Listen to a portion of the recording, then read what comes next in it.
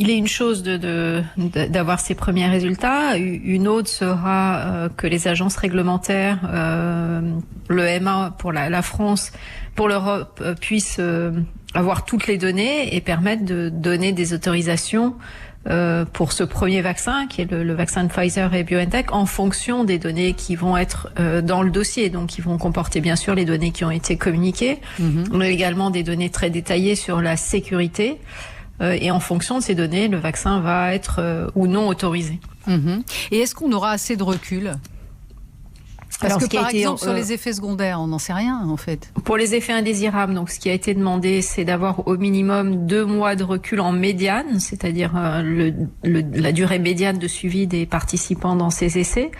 C'est très court, évidemment, mais ça veut dire qu'il y a des vaccins qui seront déjà sur le marché, qu'on aura commencé à vacciner sans avoir les résultats. Ah non, on aura ces données. Ce qui a été demandé, c'est ces données sur 2 mois. Donc on aura ces données sur 2 mois. Bien sûr, 2 mois, c'est court. Et donc ce qui explique qu'on va vacciner en priorité les personnes qui sont le plus à risque de faire des complications de cette maladie, pour lesquelles on peut accepter qu'il y ait des effets indésirables. Donc on va, dans le cadre de ce qu'on appelle la balance bénéfice-risque, on va prioriser pour les premières doses de vaccin. Tout le monde ne va pas être vacciné en même temps. On va avoir des vaccins petit à petit pour commencer les gens qui sont le plus à risque de faire des formes sévères. Mais on ne saura pas non plus combien de temps ces vaccins seront efficaces. Alors on va avoir ces données-là progressivement. On commence à avoir des données sur la persistance de la protection que confère l'infection.